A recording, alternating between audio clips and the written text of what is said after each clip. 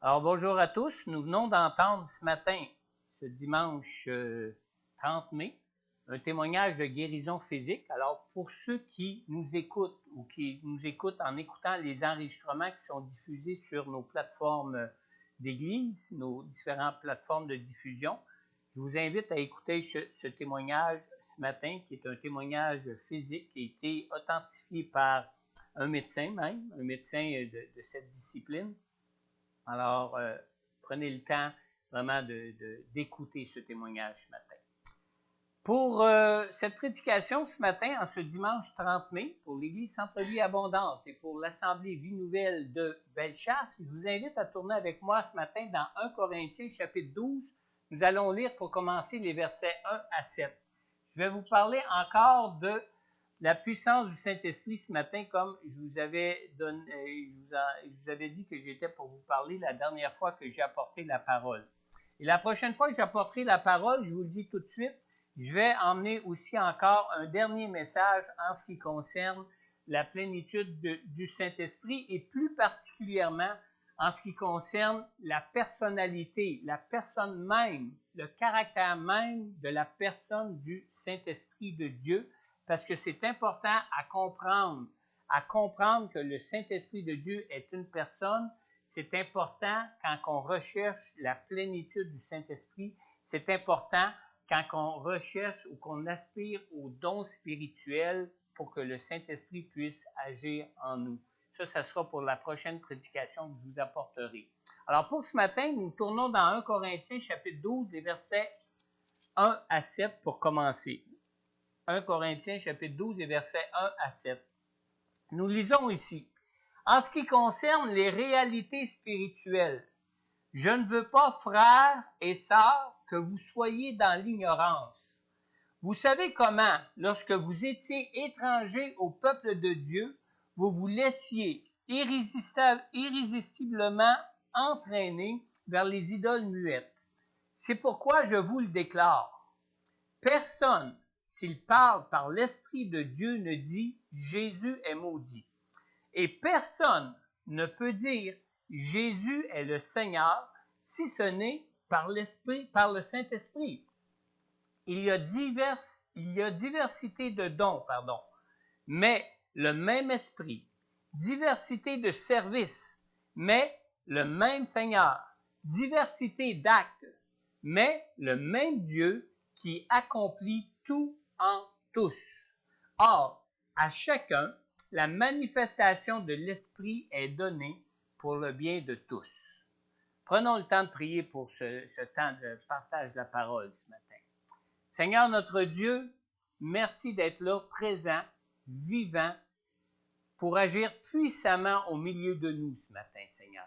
Et Seigneur, ce que nous te demandons dans l'action de ton Saint-Esprit ce matin pour nous qui sommes réunis pour être à l'écoute de ta parole ce matin, Seigneur Dieu, c'est que l'onction de ton Saint-Esprit réside sur chacun de nous, afin que nous puissions, comme tu nous l'as promis dans ta parole, être enseignés de toi pour tout ce qui concerne, Seigneur Dieu Tout-Puissant, ton plan de vie que tu libères à travers la personne du Saint-Esprit à travers chacun de nous, Seigneur. Seigneur, que ton Saint-Esprit soit vraiment cette lumière qui peut chasser ces ténèbres à l'intérieur de nous, Seigneur. Que ton Saint-Esprit puisse agir puissamment, Seigneur Dieu, de façon à ce que nous puissions clairement voir ta lumière ce matin, Seigneur, et de façon à ce que nous puissions clairement comprendre ta volonté et recevoir ton plan de vie, ta volonté pour chacun de nous, Seigneur. On te le demande, Père, dans le nom puissant de Jésus. Et particulièrement, je veux te remercier, Seigneur Jésus, de ce que toi-même tu es présent au milieu de nous par la personne de ton Saint-Esprit maintenant. Et je te prie d'agir en conséquence, Jésus. En ton nom, Père. Amen. J'ai intitulé mon message ce matin, écoutez bien, pratiquer l'audace spirituelle. Vous savez, manifester les dons spirituels, c'est une chose qui demande de l'audace. Dans 1 Corinthiens, chapitre 12, nous venons de lire dans le verset 3, dans la deuxième partie du verset 3, « Personne ne peut dire « Jésus est le Seigneur » si ce n'est par le Saint-Esprit. » Les manifestations des dons spirituels rendent toujours témoignage de la gloire et de la grâce de Dieu, autant pour les incroyants que pour les croyants. On lit dans 1 Corinthiens 12 et au verset 7, c'est-à-dire on vient de lire que la manifestation de l'Esprit est donnée pour le bien de tous, autant pour les croyants que pour les incroyants, autant pour ceux qui se soumettent à Dieu que ceux qui ne se soumettent pas à Dieu, autant pour ceux qui se tiennent en relation avec Dieu que ceux qui ont de la peine à se tenir toujours en relation avec Dieu, n'est-ce pas? Et même lorsque nous sommes rassemblés ensemble en Église, entre croyants, nous ne sommes pas toujours tous animés du Saint-Esprit de Dieu. Même les disciples qui accompagnaient Jésus en sont un bon exemple. Jésus a lui-même dit à Pierre dans Marc au chapitre 8 et au verset 33, Jésus se retourna, regarda ses disciples et réprimanda Pierre en disant « Arrière, Satan ! Car tes pensées ne sont pas les pensées de Dieu, mais celles des hommes. » On lit aussi dans Luc, au chapitre 9, au verset 55, on voit ici que Jésus a aussi fait des reproches à Jacques et à Jean qui étaient tous deux de ses disciples, en sa présence même.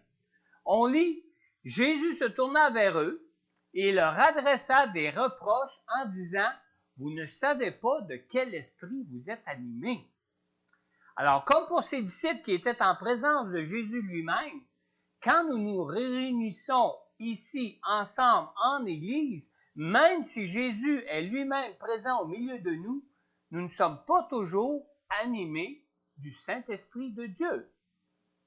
Et ça, il faut avoir l'humilité de le reconnaître. De ma propre expérience personnelle, je peux vous dire que la plupart du temps, nous sommes animés de notre esprit charnel plutôt que de l'Esprit de Dieu, même quand nous sommes à l'Église, même quand nous nous tenons ensemble en présence de Dieu à l'Église. Obéir au Saint-Esprit pour manifester les dons, c'est une chose qui demande de l'audace, car nous ne sommes jamais tous toujours animés de l'Esprit de Dieu. Pour manifester les dons de l'Esprit, nous devons faire preuve d'audace pour surmonter notre esprit charnel qui s'oppose toujours à l'Esprit de Dieu qui vit en nous. C'est un combat naturel qui est constant en nous et c'est la raison pour laquelle le Saint-Esprit doit demeurer en nous pour mener constamment ce combat parce que notre chair est naturellement toujours opposée à Dieu. Mais nous devons aussi faire preuve d'audace pour surmonter l'intimidation des esprits de ténèbres qui nous bombardent de toutes sortes de pensées, même lorsque nous sommes réunis ensemble à l'Église. Vous savez, les esprits de ténèbres cherchent constamment à intimider et à influencer notre chair pour empêcher justement que les dons du Saint-Esprit soient manifestés parmi nous. C'est le combat qui existe entre les esprits de lumière et les esprits de ténèbres. Manifester les dons du Saint-Esprit exige avant tout de la foi. Et ça exige d'agir par la foi. Et agir par la foi, ça implique nécessairement de sortir de notre zone de confort. Alors, quand que nous sommes trop centrés sur notre petit moi à nous, notre propre chair, ça devient difficile pour nous de ne pas subir d'intimidation pour pouvoir sortir de cette zone de confort. Pardon. Vous savez, notre chair n'aime pas se retrouver dans des situations inconfortables. C'est normal. On est dans une nature de faiblesse. Et même quand nous savons que Dieu veut nous utiliser, nous préférons souvent plutôt fuir que de faire preuve d'une foi audacieuse. Pardon. Manifester les dons du Saint-Esprit implique un combat spirituel qui implique une foi qui demande de l'audace.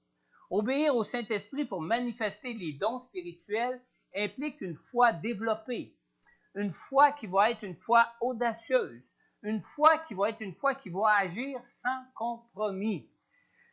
Parce que pas d'audace, pas d'obéissance au Saint-Esprit.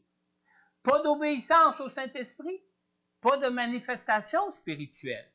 Et comme résultat, s'il n'y a pas de manifestation du Saint-Esprit, il n'y a pas de don spirituel qui va être manifesté pour le bien de tous. Pas d'édification dans l'Église. Amen. Nous voyons dans la parole de Dieu que dans certains cas même, Jésus faisait même sortir les gens de la pièce lorsqu'il sentait que tous n'étaient pas sur la même longueur d'onde spirituelle que lui.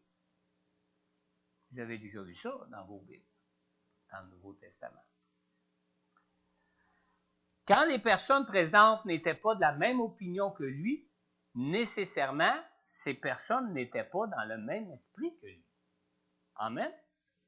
Quand les personnes présentes, dans certains cas même, la manifestation spirituelle du Saint-Esprit peut difficilement prendre place et peut même être rendue impossible dans un milieu où la chair se trouve sous l'influence des esprits de ténèbres. Vous savez, Jésus ne manquait pas d'audace quand il agissait ainsi, quand il faisait sortir les gens ou quand il retirait à part la personne qu'il voulait bénir. Si Jésus agissait ainsi, c'était plutôt pour créer une zone de liberté. Non pas pour lui, mais une zone de liberté pour ceux qui devaient bénéficier de sa grâce, pour qu'ils soient libres de pouvoir recevoir les miracles que Dieu voulait opérer pour lui. Jésus cherchait à ce qu'il ne soit pas trop intimidé par les personnes présentes. L'intimidation des esprits charnels et des esprits de ténèbres pouvait les empêcher même de recevoir leurs miracles. Alors Dieu devait les mettre à part, en faisant sortir des gens ou en les retirant plus loin que la foule qui pouvait assister. Pratiquer l'audace spirituelle nous aide à nous rendre libres, libres de notre chair et surtout libres des opinions des hommes. Nous devons être libres des opinions des hommes pour pratiquer l'audace spirituelle, pour arriver à être utilisés par le Saint-Esprit pour manifester les dons spirituels. L'audace spirituelle est une chose qui se pratique pour mener nos combats de foi et surtout pour arriver à être libre de manifester les dons du Saint-Esprit. Tournez avec moi dans 2 Timothée, chapitre 2. Nous allons lire ensemble les versets 6 à 8. 2 Timothée, chapitre 2, les versets 6 à 8. Prenez le temps de tourner si vous voulez suivre avec moi parce que vous ne les verrez pas ici à l'écran. Nous lisons ici. C'est pourquoi je te le rappelle. Ranime la flamme du don de Dieu que tu as reçu lorsque j'ai posé mes mains sur toi. En effet, et ça c'est un verset qu'on connaît bien, ce n'est pas un esprit de timidité que Dieu nous a donné, mais un esprit de force, d'amour et de sagesse. N'aie donc pas honte du témoignage à rendre à notre Seigneur, ni de moi son prisonnier, mais souffre avec moi pour l'Évangile en comptant sur la puissance de Dieu. Alors, quand on lit ces versets-là, une chose qu'on peut remarquer, c'est que le contexte ici nous montre clairement que Timothée doit apprendre à agir avec la force que le Saint-Esprit nous donne pour ne pas se laisser être dominé par la crainte des hommes. Amen. Et 2 Timothée 1, oh, je m'excuse, j'ai dit 2 Timothée 2. J'ai 2 Timothée 2. C'est 2 Timothée 1, oui, parce que c'est 2 Timothée 1, 7 qu'on a l'habitude de lire souvent. Pardon, alors je rectifie, c'est dans 2 Timothée, le chapitre 2 et non pas le chapitre 1. Dans le 2 Timothée, le chapitre 1 et non dans 2 Timothée, le chapitre 2, pour lire les versets 6 à 8. Alors, le contexte ici, comme je viens de vous le dire, nous montre clairement que Timothée doit apprendre à agir avec la force que le Saint-Esprit nous donne pour ne pas se laisser être dominé par la crainte des hommes. Amen. La crainte des hommes peut empêcher la manifestation des dons du Saint-Esprit que le Seigneur voudrait répandre. L'audace spirituelle nous aide, elle, à être libres des opinions des hommes que nous pouvons craindre.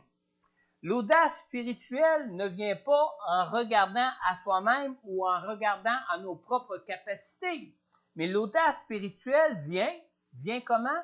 En gardant les yeux fixés sur le Seigneur et sur les capacités que Dieu, par le Saint-Esprit, face à la situation dans laquelle on peut se trouver, par cette capacité où ce que lui est là pour dominer toutes choses. Amen. Dans 1 Corinthiens chapitre 12, on a lu au verset 3, « C'est pourquoi je vous le déclare, personne ne peut dire Jésus est le Seigneur si ce n'est par le Saint-Esprit. » Amen. On ne peut rendre témoignage de Jésus que par la force du Saint-Esprit en nous. La force du Saint-Esprit donne une audace qui se soumet aux autorités spirituelles. Même si ça nous donne la force de Dieu, ça nous garde soumis à toute autorité spirituelle, aux autorités spirituelles qui existent, quelles qu'elles soient. Pardon. La seule autorité absolue est celle qui vient de Dieu. Toutes les autres autorités, que ce soit celle de l'Église, que ce soit celle du gouvernement ou celle des parents ou celle même d'un conjoint ou d'un employeur, l'audace qui entre en contradiction avec la parole de Dieu ne peut être une audace qui provienne de la force du Saint-Esprit. Si on agit avec l'audace qui nous provient de la force du Saint-Esprit, assurément, nous allons être une personne qui, malgré cette audace, va se garder à être soumis à toutes les autorités spirituelles qui ont été déléguées de Dieu par Dieu. Amen. Dans 1 Corinthiens, chapitre 12, versets 4 à 6, nous avons lu, il y a diversité de dons, mais le même esprit. Diversité de services, mais le même Seigneur. Diversité d'actes, mais le même Dieu qui accomplit tout en tous. Et ce même Dieu qui a établi toute autorité spirituelle dans ce monde, ce même Dieu, c'est lui qui nous donne la force et il ne nous donnera jamais cette force de lui pour agir contre les autorités que lui-même a instituées dans ce monde. Amen. Maintenant, l'audace qui nous vient de la force du Saint-Esprit ne peut jamais être en contradiction avec ce qui est accompli par Dieu. Maintenant, prêtez bien attention ici. Suivez-moi bien là-dessus. Agir avec une foi audacieuse et même agir dans la plénitude du Saint-Esprit ne peuvent jamais, je dis bien jamais, être une garantie que nous agissons en conformité avec la volonté parfaite de Dieu. Suivez-moi bien ici. Si ce qui est partagé, même avec la force du Saint-Esprit, et même si ce qui peut être manifestement audacieux vient à contredire la vérité de Dieu qui nous est révélée dans sa parole, nécessairement cela ne peut pas venir de Dieu. Amen. Les dons spirituels sont tous soumis dans leur expression, non seulement à la foi du croyant, au croyant lui-même, mais au jugement même du croyant qui manifeste le don de l'Esprit. Le croyant a toujours le choix de parler ou d'agir au gré de ses pensées ou selon la pensée de Dieu que peut lui donner le Saint-Esprit. Toujours. On a toujours le choix.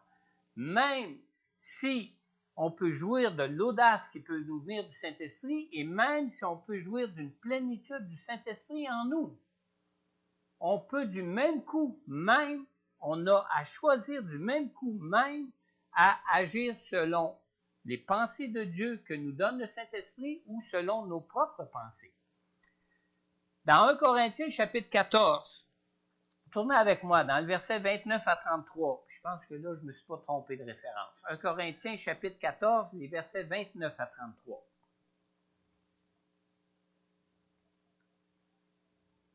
On lit ici, « Quant aux prophètes, que 2 ou 3 parlent, et que les autres évaluent leur message. Et si un autre membre de l'assistance a une révélation, que le premier se taise. En effet, vous pouvez tous prophétiser l'un après l'autre, afin que tous soient instruits et que tous soient encouragés.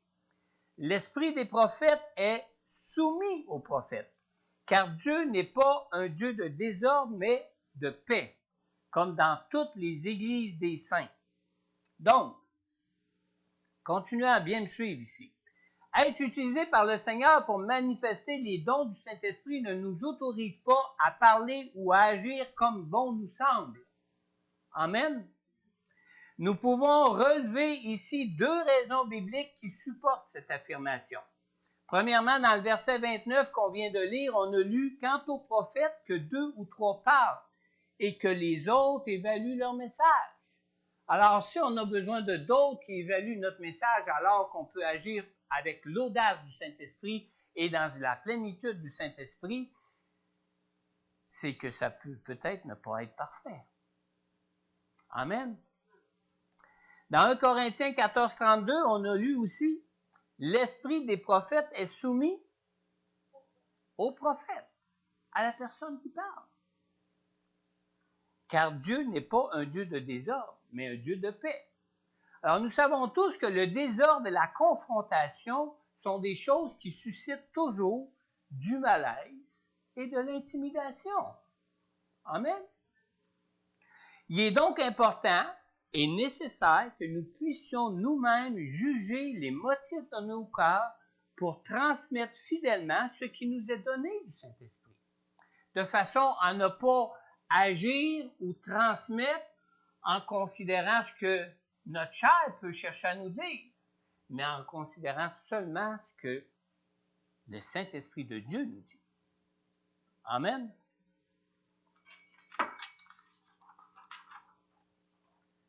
Quand on lit au verset 29, « Quant aux prophètes que 2 ou 3 parlent et que les autres évaluent leur message », d'abord, il faut se rappeler que Dieu a établi des autorités sur tous les hommes car nous sommes tous des pécheurs.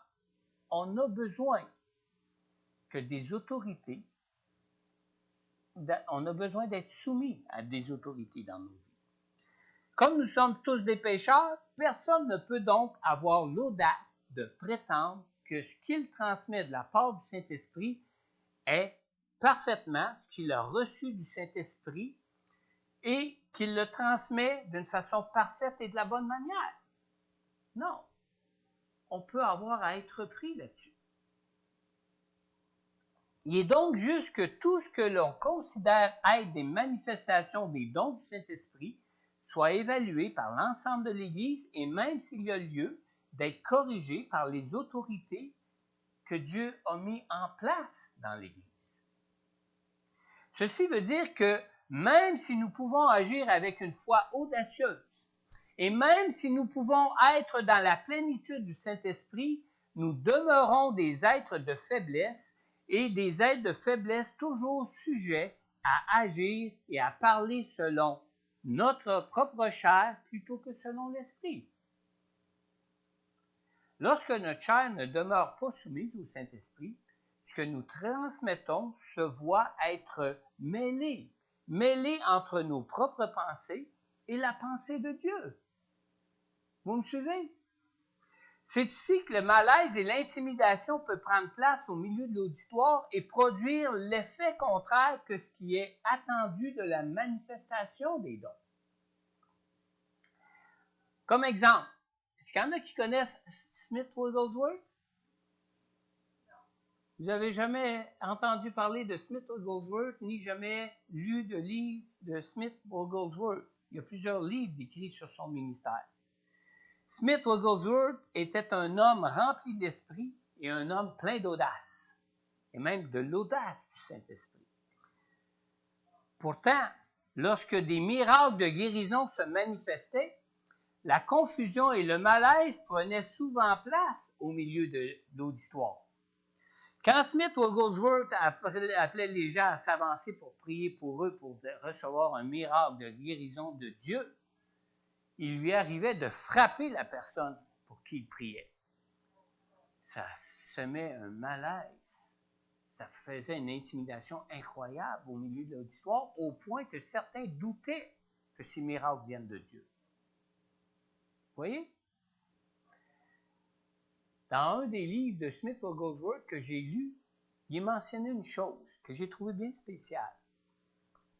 Il est mentionné que, en vieillissant et par son expérience d'année en année, où il a opéré ses ministères puissants de délivrance par le Saint-Esprit, Smith Wigglesworth, vers la fin de sa vie, ne frappait plus les gens. Pas parce qu'il n'avait plus la force, c'est parce qu'il avait compris des choses, probablement, que son audace ne lui permettait pas d'aller au-delà de ce que le Saint-Esprit voulait faire à travers lui, où il devait simplement se limiter à transmettre ce que le Saint-Esprit lui donnait. Amen.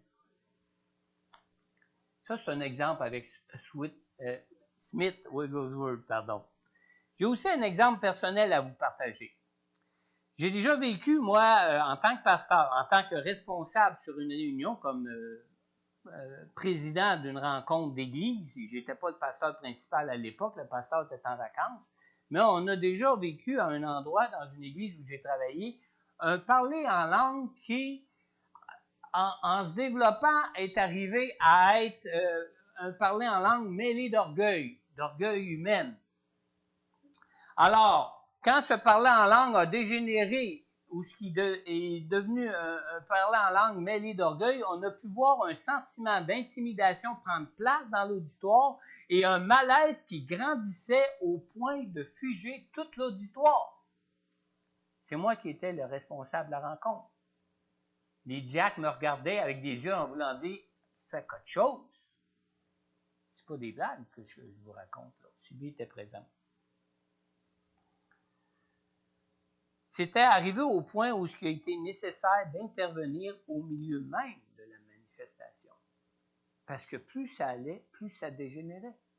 Plus ça dégénérait, plus la personne agissait avec une audace qui devenait incohérente et plus on sentait la douche froide tomber sur l'auditoire dans l'Église. Il a dû être pris. Maintenant, deuxième chose, nous lisons aussi au verset 32 que l'esprit des prophètes est soumis aux prophètes. Vous savez, l'objectif des dons du Saint-Esprit, comme nous l'avons lu dans le verset 31, cet objectif-là est d'instruire et d'encourager les croyants. Alors, même si nous pouvons agir avec une foi audacieuse et même si nous pouvons être dans la plénitude du Saint-Esprit, il est toujours possible de réagir selon notre chair et de manquer le but de la manifestation des dons spirituels qui est le but d'instruire et d'encourager tout l'auditoire où ce que ça se manifeste. Amen. Maintenant, qu'est-ce que signifie d'agir avec une foi audacieuse tout en restant soumis aux autorités déléguées de Dieu? Être rempli de l'esprit et avoir de l'audace spirituelle pour parler et pour agir ne nous autorise pas à ne pas nous soumettre aux autorités déléguées de Dieu. Dans les deux seuls cas où j'ai eu moi-même en tant que pasteur à commenter et à corriger publiquement en pleine réunion l'expression d'un don qui avait débuté dans l'esprit pour finir dans la chair, et ce, malgré l'évidence que ça dégénérait, malheureusement, les réprimandes n'ont pas bien été reçues pour ceux qui avaient besoin d'être réprimandés. Hein, Sylvie? Tu te souviens? Le fait que ces personnes étaient au départ remplies du Saint-Esprit et le fait que ces personnes avaient fait preuve d'une grande audace, quelques-uns refusaient d'accepter qu'ils soient réprimandés. Mais ils devaient être réprimandés.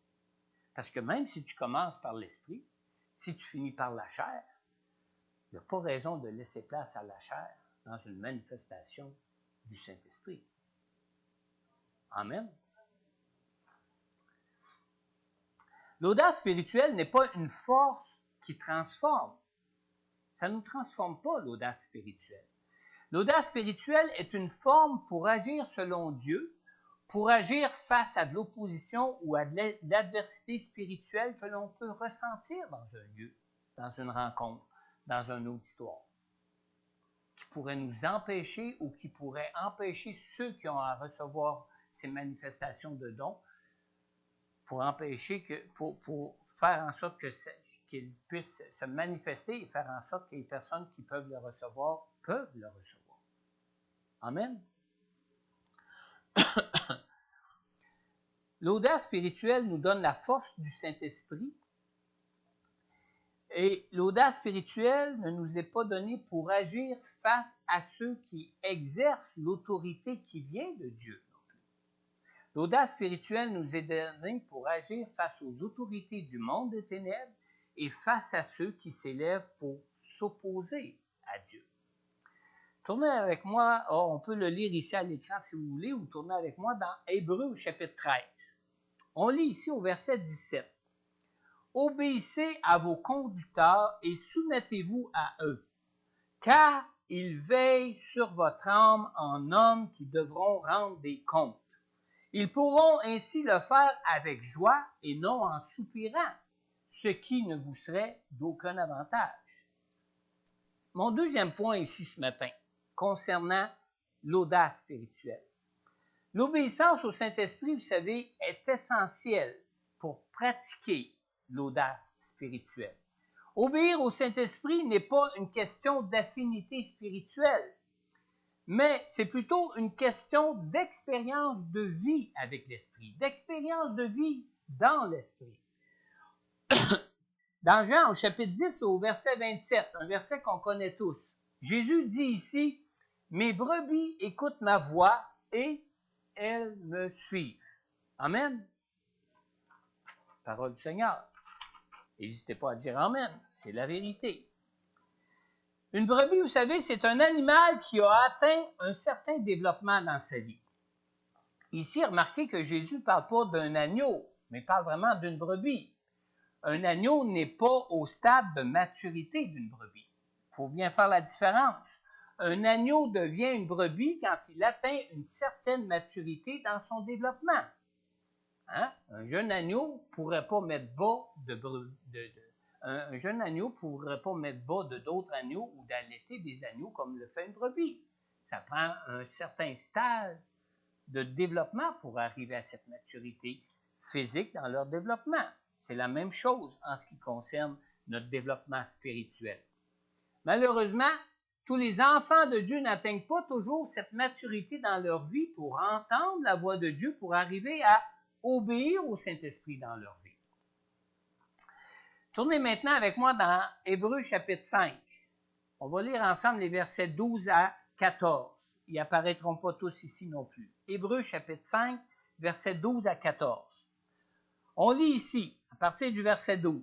« Alors que vous devriez avec le temps être des enseignants, vous en êtes au point d'avoir besoin qu'on vous enseigne les éléments de base de la révélation de Dieu.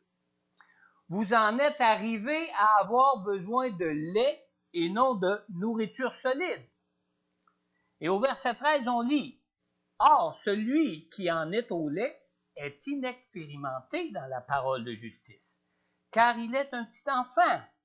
Mais la nourriture solide est pour les adultes, pour ceux qui, en raison de leur expérience, ont le jugement exercé à discerner ce qui est bien de ce qui est mal. » On a bien lu ici au verset 14, « Les adultes, en raison de leur expérience, ont le jugement exercé à discerner ce qui est bien et ce qui est mal. » Amen. Alors, ces versets nous permettent de comprendre que ce n'est pas le nombre d'années de vie chrétienne qui fait de nous des croyants matures. Absolument pas.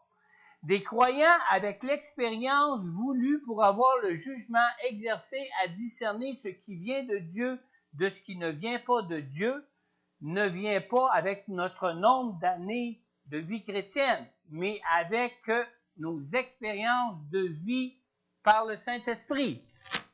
Amen.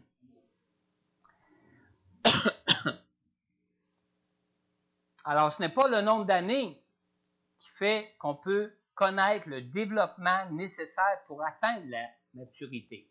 Au verset 11, on a lu « Nous avons beaucoup à dire à ce sujet et les choses difficiles à expliquer parce que vous êtes devenus lents à comprendre. » Maintenant, ces versets nous permettent de comprendre que ce n'est pas le nombre d'années de vie chrétienne qui fait de nous des croyants matures, des croyants avec l'expérience voulue. Je me répète, je sais, mais c'est important que vous le saisissiez bien. Des croyants avec l'expérience voulue pour avoir le jugement à exercer, à discerner ce qui vient de Dieu de ce qui ne vient pas de Dieu. Alors, notre réponse au manque de maturité nous est donnée dans l'expression qu'on trouve au verset 11, juste avant le verset 12 où ce qu'on avait commencé tantôt, où ce qu'on trouve l'expression « lent à comprendre ». Le mot « lent » qu'on trouve ici dans Hébreux 5.11, c'est le même mot qui est traduit par le mot « relâchement » qu'on trouve un petit peu plus loin dans Hébreux chapitre 6, dans le verset 12. Et aussi, dans la traduction de la parole vivante, ce même mot qui est traduit par le mot « lent » dans Hébreux 5.11 et qui est traduit par le mot « relâchement » par Hébreux 6.12, dans la traduction de la parole vivante, ce même mot est aussi traduit par le mot « indifférence ». Alors ça nous fait comprendre ce qui peut nous empêcher d'atteindre la maturité en tant que croyants dans nos vies. L'un des premiers symptômes du manque de maturité pour être capable de discerner ce qui est de Dieu de ce qui n'est pas de Dieu provient donc d'un relâchement, de la part du croyant. Un relâchement dans le maintien de notre relation avec le Seigneur. Et ce relâchement prend place dans nos vies à cause de l'indifférence. Notre indifférence face à Dieu. Une indifférence qui vient de notre manque d'intérêt pour ce qui est juste. Obéir au Saint-Esprit consiste tout simplement à reconnaître ce qui vient de l'Esprit de Dieu pour nous y soumettre. Dans 1 Corinthiens 12, on va tourner plutôt dans 1 Corinthiens chapitre 3. Je pensais que je m'étais trompé dans mes notes encore. 1 Corinthiens chapitre 3. On va lire ensemble aussi les versets 1 et 2 à ce sujet. On lit ici à partir du verset 1 dans 1 Corinthiens chapitre 3. Pour ma part, frères et sœurs, je n'ai pas pu vous parler comme à des personnes dirigées par l'Esprit, mais comme à des personnes dirigées par leur nature propre, comme à de petits enfants en Christ. Alors, quand on lit ça, vous savez, dans la vie de tous les jours, on n'a pas à dire à une personne mature de ne pas faire une chose mauvaise qu'on lui demanderait de faire, comme on peut le faire avec un enfant, comme on le fait habituellement avec un enfant. Comme on peut aussi le faire avec un enfant, on n'a pas besoin de dire à une personne mature de faire une chose qui est bonne pour elle quand on lui demande de faire une chose qui est bonne. Vrai? Par son expérience de vie, une personne mature sait faire la différence entre ce qui est une bonne chose et ce qui est une mauvaise chose. Vrai? C'est la même chose pour ce qui concerne notre capacité de reconnaître ce qui peut venir du Saint-Esprit de Dieu, de ce qui peut venir de notre propre chair ou de l'influence des esprits du mal sur notre chair. Amen? Vous me suivez toujours? Plus nous persévérons dans le maintien de notre relation avec Dieu en Jésus-Christ par le Saint-Esprit, plus nous sommes en mesure de reconnaître si la voix que nous entendons est celle du Saint-Esprit ou celle de notre nature propre ou encore celle des esprits de ténèbres qui cherchent à nous influencer. Amen. savez, mon fils Éric, à sa première journée d'école, je vois encore la photo quand j'y pense, il avait la main sur la poignée de porte pour aller prendre l'autobus, sortir de la maison avec sa boîte à lunch ou son sac, je ne sais pas trop. Puis il s'est arrêté, la main figée sur la poignée de porte. Il s'est retourné, puis il m'a regardé. Puis il m'a dit, « Papa, je ne peux pas aller à l'école. Je ne sais même pas lire ni écrire. » Hein? Suivez-moi bien. Apprendre à être dirigé par le Saint-Esprit de Dieu pour être utilisé par Dieu est semblable à apprendre à lire et à écrire. On ne devient pas un enfant de Dieu déjà mature le jour de notre nouvelle naissance en Jésus. Amen. Pas plus qu'un bébé nouveau-né est adulte au jour de sa naissance. Amen. Marcher par l'Esprit de Dieu est une chose qui s'apprend par nos expériences de vie avec Dieu, par le Saint-Esprit, avec le Saint-Esprit. Et comme nous devons aller à l'école dans nos vies pour apprendre à lire et à écrire, nous devons aussi nous mettre à l'école de Dieu, à l'école du Saint-Esprit pour apprendre à marcher par le Saint-Esprit dans nos vies. Ce n'est pas une question de connaissance académique, absolument pas. Mais c'est plutôt une question d'expérience pratique pour nous en tant que chrétiens. Et comme c'est le cas pour aller à l'école, comme c'est le cas d'aller à l'école pour apprendre à lire et à écrire, n'ayez pas peur de faire des erreurs. On en a fait des erreurs à l'école. On a rarement eu un examen qui affichait une note de 100% ou une note finale en fin d'année de 100% pour une matière quelconque. On en fait des erreurs, on en a fait des erreurs et on va en faire encore des erreurs. Amen. Alors, c'est plutôt une question d'expérience pratique et comme pour aller à l'école pour apprendre à lire et à écrire, il ne faut pas avoir peur de faire des erreurs. Il est tout à fait normal que l'on se trompe. Qui parmi nous ici savait lire et écrire avant de l'apprendre à l'école? Ou avant qu'on lui enseigne? Personne ne savait lire et écrire au jour de sa naissance, n'est-ce pas? Ou si vous êtes quelqu'un qui savait lire et écrire au jour de votre naissance, vous n'êtes pas à votre place ici. On est dans un monde imparfait, dans un monde de pécheurs, dans un monde où ce que toute notre vie, c'est un constant développement de notre personne. Amen. Vous connaissez l'expression « c'est en forgeant qu'on devient forgeron ». Amen. Permettez-moi de vous dire ce matin, c'est en s'intéressant au Saint-Esprit de Dieu qui vit en nous qu'on arrive à faire l'expérience de sa plénitude et qu'on arrive à nous soumettre parfaitement et entièrement à lui. Amen. Amen.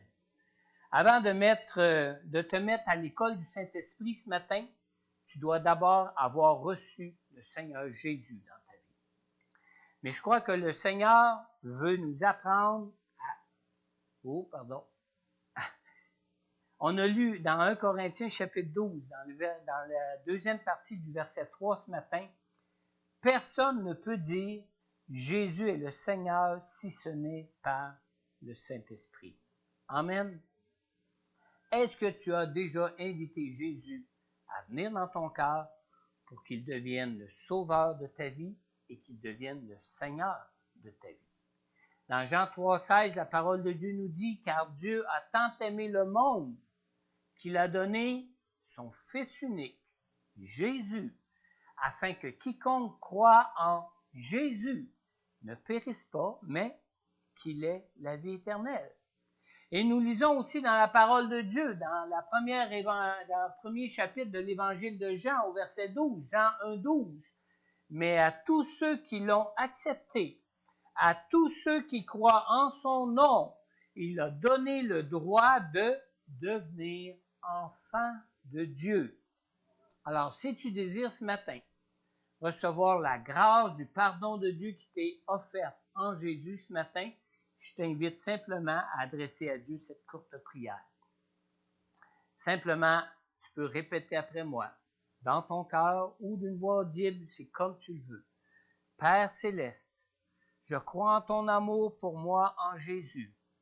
Père céleste, je crois que tu as envoyé ton Fils Jésus pour que je sois sauvé de mes péchés et que je connaisse la grâce de ta présence en moi par la personne de ton Saint-Esprit.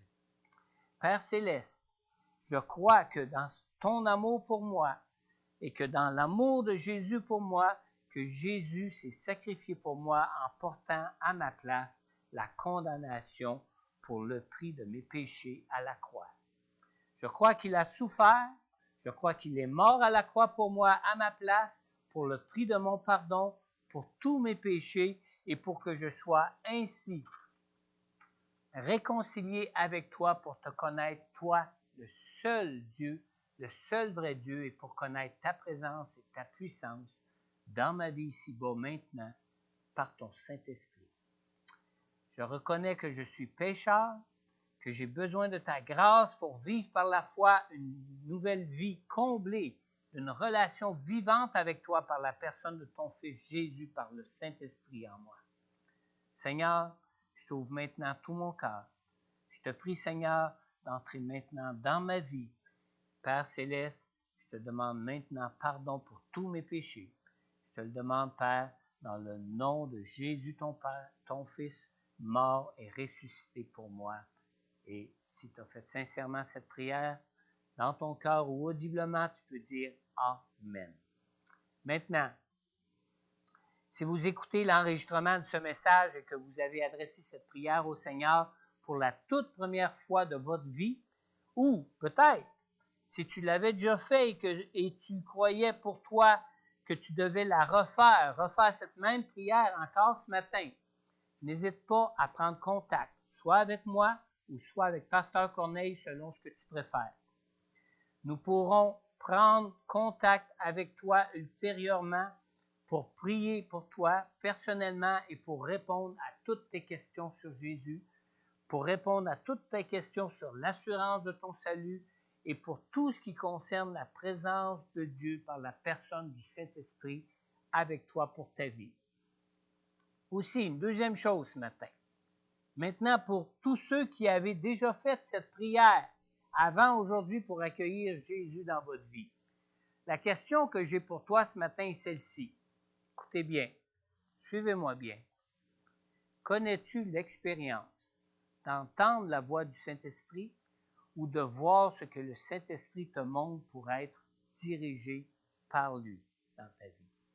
Si tu n'as encore jamais connu cette expérience, ou si tu as des questionnements sur une telle expérience que tu aurais déjà fait, n'hésite pas à prendre contact avec moi ou avec Pasteur Corneille pour en parler avec l'un ou l'autre de nous deux pour que l'on prie pour toi sur ce sujet. Et maintenant, une fois que cet enregistrement sera terminé, ceux qui sont ici à l'église en présentiel pourront s'avancer pour que l'on prie pour vous. Et pour ceux qui sont en ligne, prenez du temps à part avec Jésus pour lui partager vos besoins que vous ressentez pour être gardés sous l'influence du Saint-Esprit dans vos vies. N'hésitez pas à prendre contact avec moi ou avec Pasteur Corneille pour nous partager tout ce qui peut concerner vos combats dans ce domaine. Et pour terminer, je vous dis, soyez comblés en Jésus de toutes les grâces de Dieu pour vos vies. Et n'oubliez pas, samedi prochain, le 5 juin, nous avons notre rencontre de prière de mobilisation de 10h à 11h30 le matin sur Zoom ou en présentiel ici à l'église à Montmagny pour nos deux églises. Alors, on vous y attend. Entre-temps, bonne semaine et soyez comblés en Jésus de la plénitude du Saint-Esprit pour vos vies. Amen. Amen.